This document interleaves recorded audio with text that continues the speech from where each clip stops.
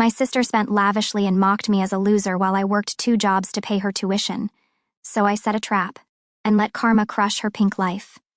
When my younger sister, Lauren, got into her dream college, everyone in the family acted like it was the greatest accomplishment of all time. My parents were beaming with pride, and Lauren was already talking about the career she was going to have. I was standing in the corner, quietly calculating how it was all going to work out. My parents didn't have the money to pay for her education. They made that clear when they started, dropping hints in family conversations. Lauren is so smart, but college is so expensive these days, my mother would say, looking at me as if I didn't already know where this was going. I didn't have much myself. I was working as a mechanic and trying to save up for a house, but Lauren was my sister, and I figured, what's the harm in helping? So, I pitched in. At first, it was small things. Textbooks, some groceries. But it didn't stop there. Soon, I was paying her rent, her utilities, and even her nights out when she needed to de-stress. Every time she asked for money, it came with an excuse. I'll pay you back when I graduate, or Mom and Dad just can't help right now. What made it worse was that my parents acted as if I was obligated to help. Family takes care of family, they'd say, as if I wasn't already breaking my back working 2 jobs to keep them afloat. Lauren, meanwhile, acted like the world revolved around her. She'd post pictures of fancy dinners and weekend trips, smiling as if she wasn't living on my dime. I kept telling myself this was temporary. Once she graduated, it would all be worth it, I thought. But deep down, I was starting to resent the fact that my life was on hold while hers was moving full steam ahead. And I was footing the bill. I thought things would get better once Lauren settled into her college routine. I imagined she'd realize how much I was doing for her and show some gratitude, but if anything, her entitlement only grew. The first real sign was her spending habits. While I was skipping meals and working late shifts to pay her rent, Lauren was flaunting her new wardrobe on social media, designer handbags, trendy shoes, fancy dinners, things I could never afford for myself. At first, I tried to rationalize it. Maybe she got a part-time job, or maybe she was just overdoing it for appearances. But when I asked her about it, she shrugged it off. Everyone at school dresses like that, she said. I don't want to look like I don't fit in. It wasn't just her attitude about money. It was everything. She treated me like a walking ATM, never asking how I was or if I needed help. My parents weren't any better. Every time I tried to talk about how much I was struggling, they'd guilt me into keeping quiet.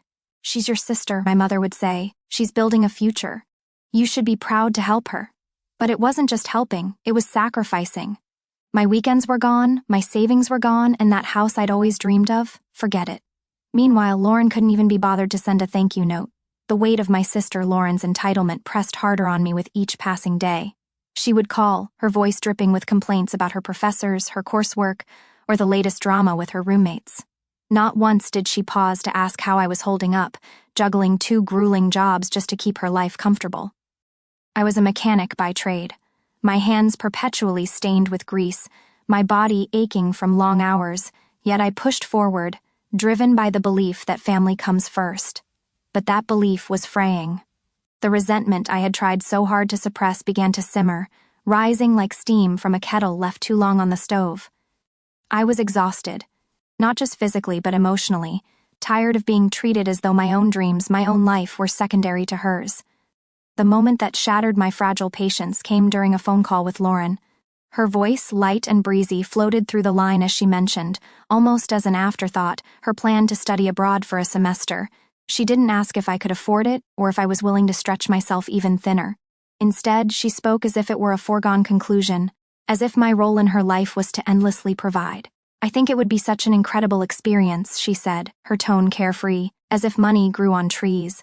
The program costs a bit more, but it's a once-in-a-lifetime opportunity, right? I gripped the phone tightly, my knuckles whitening as I tried to process her words. I was already drowning under the weight of her rent, her utilities, her extravagant nights out. And now, a semester abroad? The audacity of her assumption left me speechless, a bitter taste rising in my throat. I could barely keep up with her existing expenses. How could she expect me to fund this too? Hoping for some semblance of reason, I turned to my parents. Surely they would see how unreasonable this was, how much I was already sacrificing. But instead of support, I was met with their unwavering defense of Lauren. This is an incredible opportunity for her, my mother said, her voice firm, as if I were the one being unreasonable. You'll figure it out. You always do." Her words hit me like a slap. There was no recognition of the toll this was taking on me. No acknowledgement of the late nights, the skipped meals, the dreams I'd shelved to keep Lauren afloat. They saw me as a resource, a means to an end, not as a son with his own struggles. It was as if my role in the family was to sacrifice endlessly, to bear the burden of Lauren's ambitions while my own life withered in the shadows. Lauren's behavior, meanwhile, grew harder to ignore. Her complaints became more trivial, more absurd. She'd call to lament how her roommate had borrowed her shoes without asking, or how the campus cafeteria didn't serve real lattes, as if these were crises worthy of my attention. Worse still, she began to take subtle digs at me, cloaked in the guise of humor. She'd chuckle about how I was always working, teasing that I was married to my job. Her words stung, not because they were clever, but because they revealed how little she valued my sacrifices. Each jab chipped away at the facade I'd built to convince myself that this was all worth it. I began to see her not as the sister I was helping, but as someone who saw my efforts as her entitlement. One night, as I vented to a coworker during a rare break, the truth became impossible to ignore. "She doesn't appreciate you," he said, his voice blunt but kind. "You bend over backwards for her, and she acts like you owe her everything." His words settled into me like a stone, heavy with truth. For the first time, I allowed myself to question whether I was doing the right thing. Was I helping Lauren, or was I enabling her? Was I supporting my family, or was I letting them take advantage of me? The doubts swirled, growing louder with each passing day, until they became impossible to silence. The family dinner that followed was supposed to be a simple gathering, a chance to catch up. My parents had invited me over, and Lauren was back in town for a break from school. I didn't want to go. Every fiber of my being screamed to stay home to avoid the inevitable tension, but I convinced myself I could endure a few hours. When I arrived, the air was thick with unspoken expectations. My parents fawned over Lauren, peppering her with questions about her classes, her social life, and whether she needed anything more for school. I sat quietly, my fork moving mechanically from plate to mouth, waiting for someone, anyone, to ask how I was doing. But the conversation never turned to me. It was as if I were invisible, a silent benefactor whose struggles didn't warrant mention. Halfway through the meal, Lauren launched into a monologue about her study abroad program. Her eyes sparkled with excitement as she described how amazing it would be, how everyone she knew was doing it. Then, with a casual glance in my direction, she said, "I hope you're ready for a little extra work, big brother. These programs don't come cheap." The room seemed to shrink around me, her words echoing in my ears. The audacity of it, saying that in front of our parents, as if my role as her financial crutch was a given, left me frozen. My heart pounded, a mix of anger and disbelief surging through me. I tried to keep my composure, to respond with some semblance of calm. "Maybe you should get a part-time job," I said, forcing a lightness into my tone that I didn't feel. Lauren laughed, a sharp, dismissive sound. "Me? A part-time job? That's funny. I'm too busy with school." Her words were like a match to dry kindling, igniting the resentment I'd kept buried for so long. I set down my fork, my hands trembling with the effort to stay calm. "You're joking, right?" I said, my voice low but steady. "You think I'm just going to keep funding your lifestyle forever while you do nothing?" The room fell silent, the clink of silverware and hum of conversation replaced by a heavy, suffocating stillness. My parents stared at me, their expressions a mix of shock and disapproval, as if I'd committed some unforgivable sin. Lauren's jaw dropped, but she quickly recovered, her eyes narrowing. "What's your problem?" she snapped. "You've always been so bitter. Just because your life isn't going anywhere doesn't mean you have to take it out on me." Her words cut deeper than I could have imagined.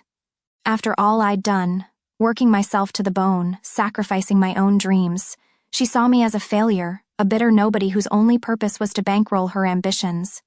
The injustice of it burned, and for the first time I refused to swallow my anger. I leaned forward, my voice steady but laced with years of pent-up frustration. "Bitter?" I said.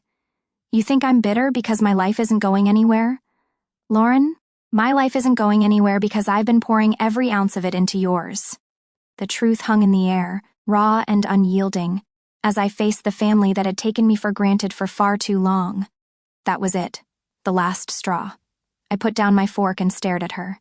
"You're joking, right? You think I'm just going to keep funding your lifestyle forever while you sit around doing nothing?" The room fell silent, My parents looked at me as if I'd just sworn at the dinner table.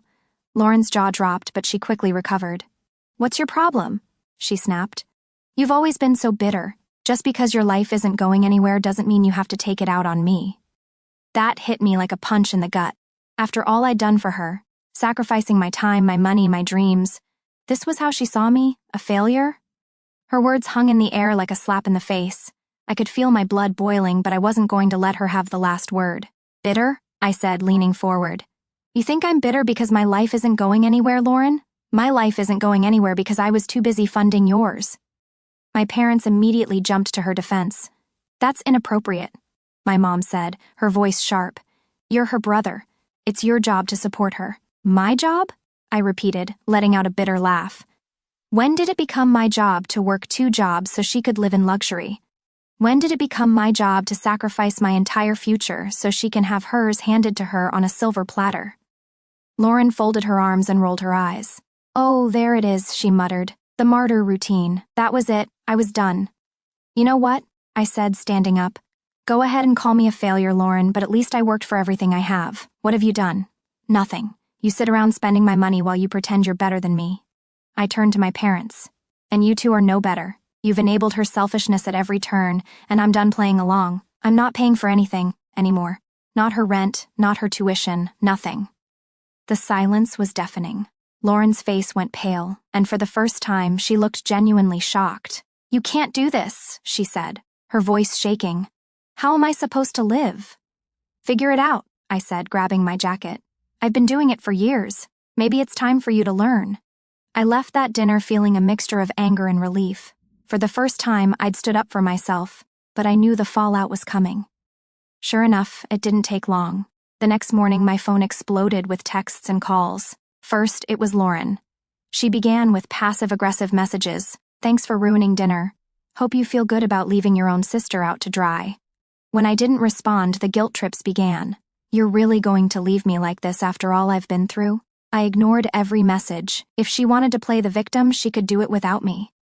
Then my parents got involved. My mom called first, her tone dripping with disappointment.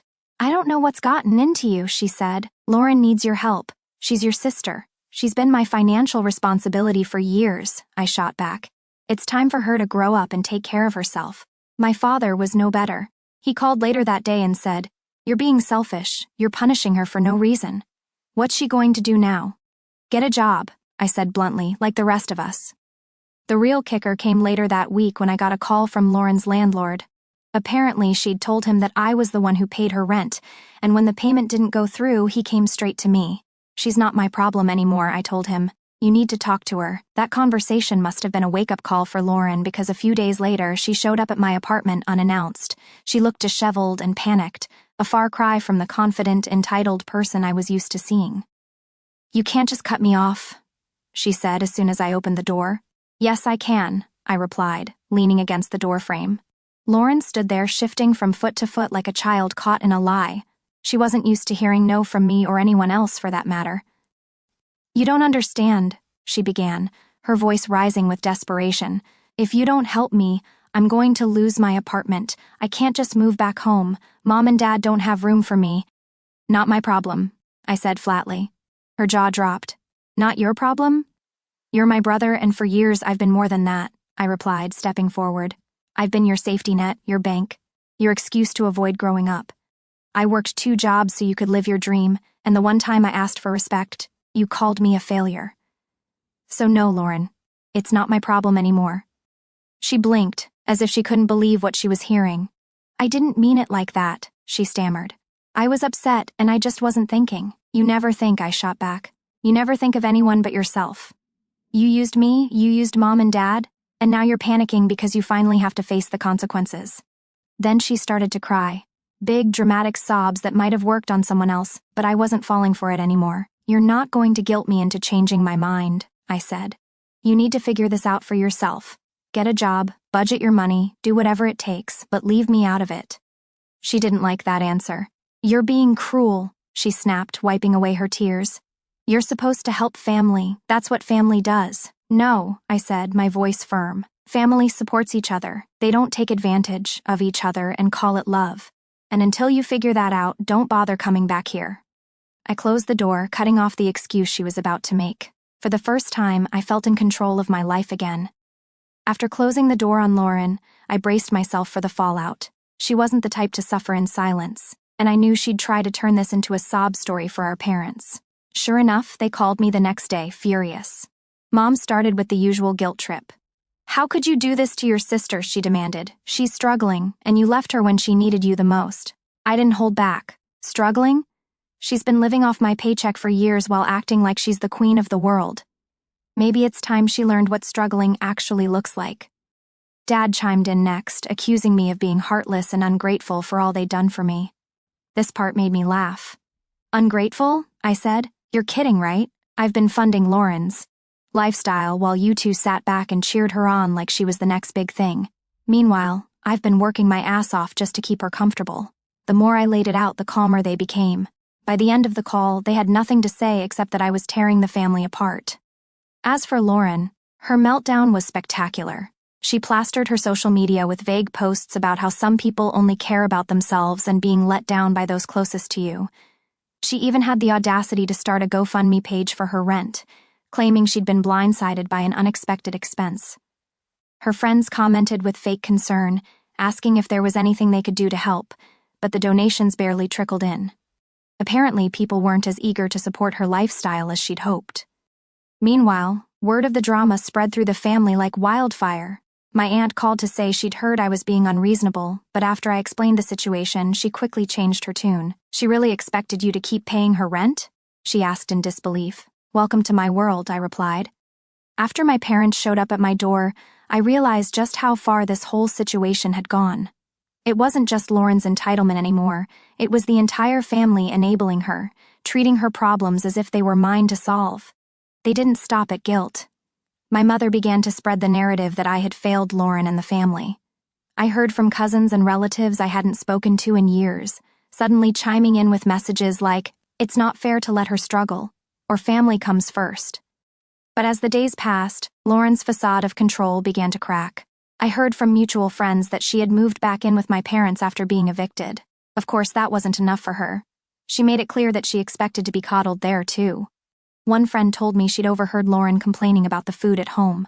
"She's mad that her parents don't cook her real meals," my friend said, laughing. "She even joked that they should hire someone to take care of her since you're not around to do it anymore." Hearing this only cemented my decision to cut ties. If my family wanted to enable her behavior, that was their choice. But I wasn't going to keep burning myself out for someone who couldn't even show basic gratitude. Lauren's downward spiral continued. She moved back in with my parents, who coddled her like a helpless child. They enabled her every whim, using what little savings they had left to support her lifestyle. Meanwhile, they doubled down on blaming me for her situation, acting as if I'd committed some heinous crime by cutting her off. I heard from relatives that Lauren was still spreading lies about me, telling anyone who would listen that I had abandoned her during a difficult time. She conveniently left out the part where she'd been leeching off me for years while flaunting her privilege like it was her birthright. But her downfall wasn't just financial. It was social. Word of her GoFundMe scam spread, and the same friends who once joined her for fancy dinners now avoided her phone calls. Without me picking up the tab, she had nothing to offer them. The tipping point came when my parents called me in a panic. Apparently, Lauren had run up a credit card debt in their name, maxing out the limit to finance a shopping spree. They begged me to help, claiming they couldn't make the payments on their own.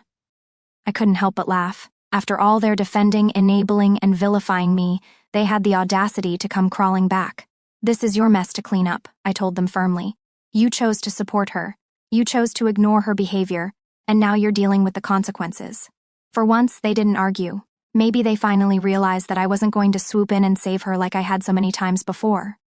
That was the last I heard from either of them. I moved on with my life, focusing on building my future without their constant drama weighing me down.